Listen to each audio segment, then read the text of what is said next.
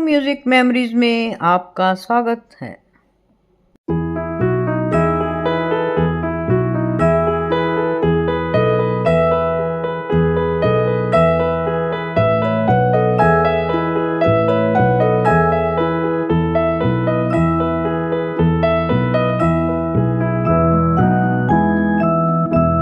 Welcome friends, मैं कुसुम शर्मा आपका कुसुम Sharma musical channel में तहे दिल स्वागत करती हूँ।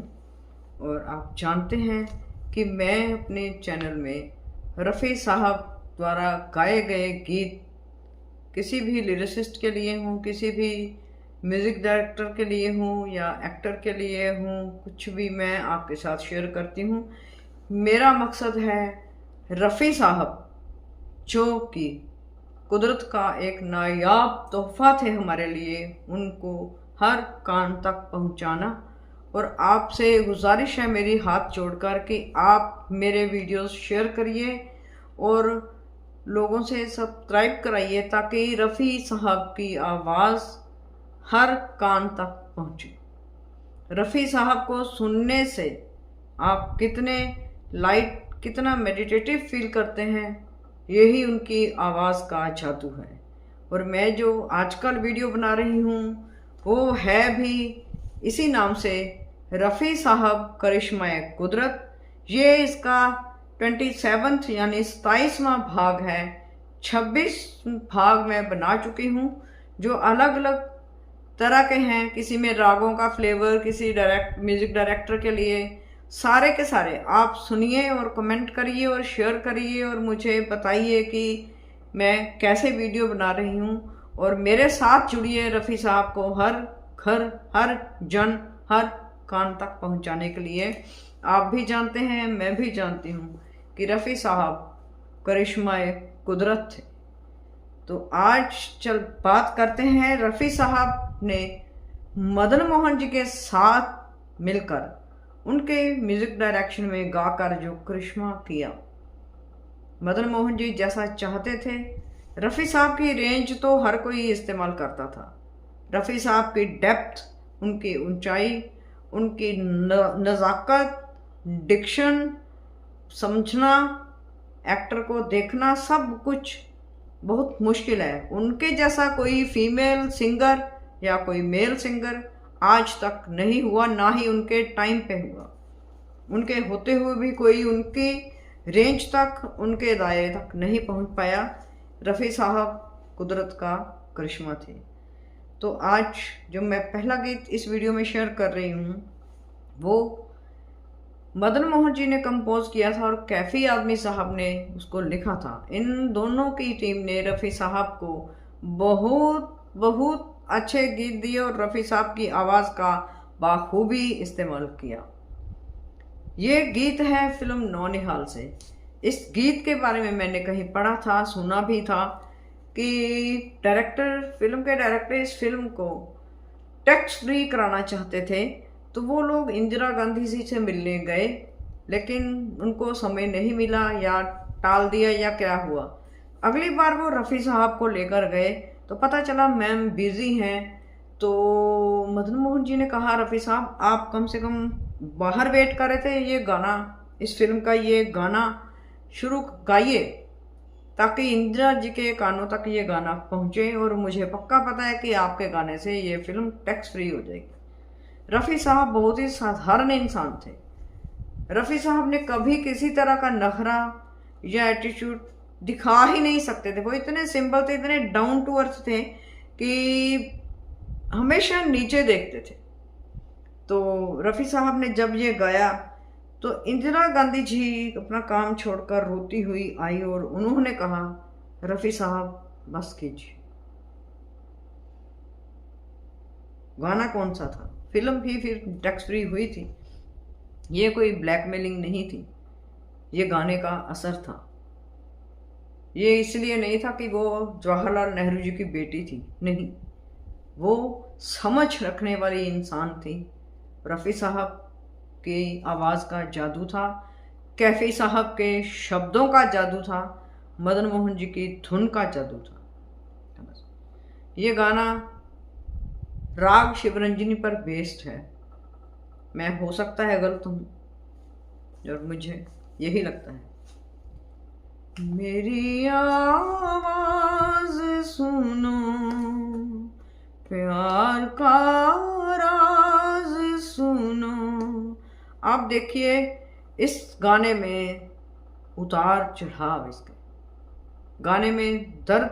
रफ़ी साहब बहुत उदास हैं, और वो उदासी, वो बिछोड़ा नेहरू जी से बिछड़ने का कितनी अच्छे तरीके से उनकी आवाज़ में ढला हुआ है कि कोई भी सुने तो हम एक बार तो गमगीन हो ही जाते हैं।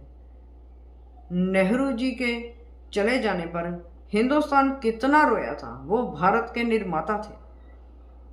तो जब हर जन रोया था, हर आंख रोई थी, और उनके साथ चलने वाला जनाजा बहुत बड़ा था। और कहते हैं कि रफ़ी साहब का जनाजा, उसके बाद रफ़ी साहब के साथ इतने लोग देखे गए थे।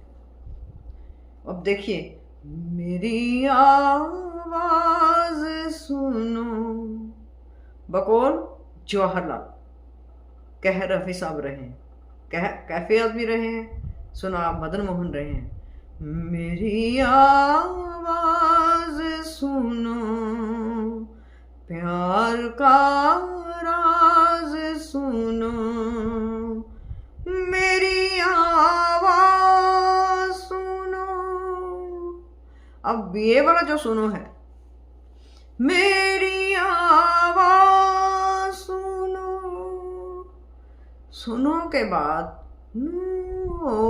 की एक ऐसी खामोशी है जो कानों में गूंजती है, जिसकी आवाज आती है, मेरी आवाज सुनो।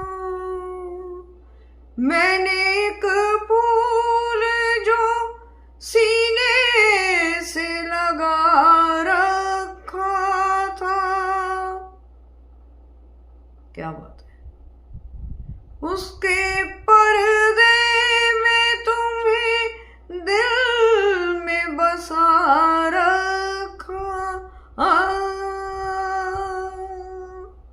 था, जुदा सबसे मेरे इश्क का अंदाज सुनो, मेरी आवाज सुनो। सदियों में ऐसे गायक जन्म लेते हैं जो कानों में रस घोलते हैं, सदियों में ऐसी आवाज पैदा होती है। वो रफ़ी साहब थे, क्या बात। मदन मोहन जी ने उनसे करिश्मा करवाया और उन्होंने किया, और कैफी आज़मी साहब ने इतने अच्छे लफ्ज़ दिए। इसी तरह का एक और गीत, इस सब्जेक्ट पे नहीं, बड़ा रोमांटिक सेंसस गीत, कोमलता, सेंसेशन, स्पष्टता, तीनों इसमें नजर आएंगे। कैफी आज़मी साहब का लिखा हुआ। कैफी आज़मी साहब, मदन मोहन और रफ़ी साहब ने बहुत इतिहास रचा, आगे भी हम देखेंगे। फिल्म थी हीर रांझा। ये गाना राग यमन पर पेश है, बड़ा हल्का हल्का, यहाँ तक कि है, मेरी दुनिया में तुम आए, स्पार्ट चल रहा है,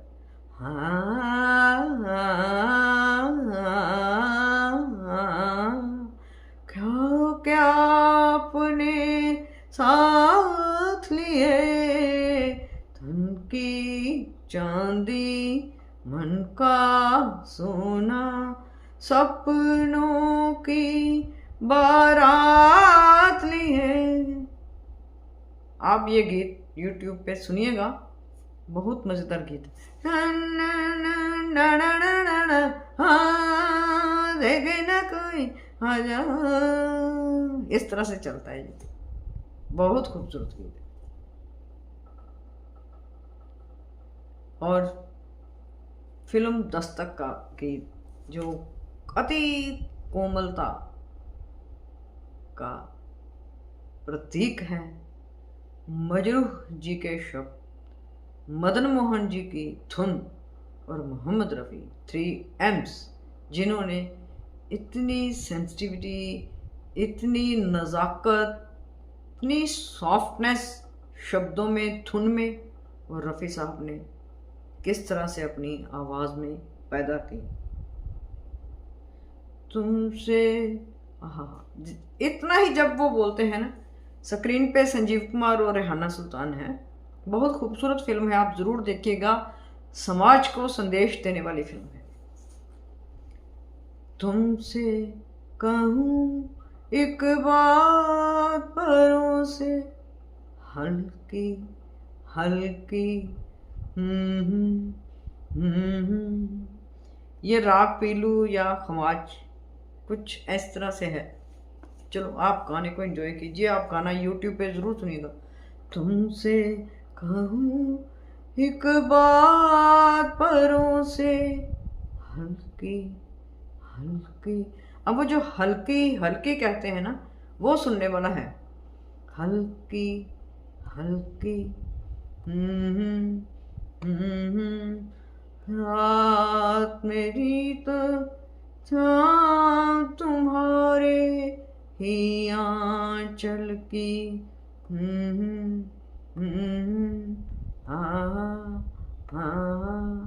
तुमसे कहूँ एक बात परों से हल्की हल्की। अब मदन मोहन जी का ये था कि अंतरे उनके बड़े डिफरेंट हो जाते थे, तो बहुत, और रफ़ी साहब भी उसके साथ जस्टिस कर सकते थे।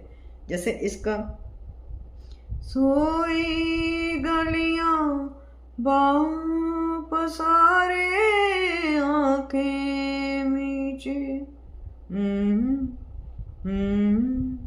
मैं दुनिया से दूर घनी पलकों के नीचे। अब वो जो कहते हैं दूर, देखिए मेरे से भी अपने आप ही दूर हो गया। मैं दुनिया से दूर घनी पलकों के नीचे। आज तो इतना ही मेरा भी मन भर रहा है। बाकी और मदन मोहन जी के साथ जो दरवेश साहब का करिश्मा है, मैं अगले वीडियो में पार्ट 28 में शेयर करूँगी।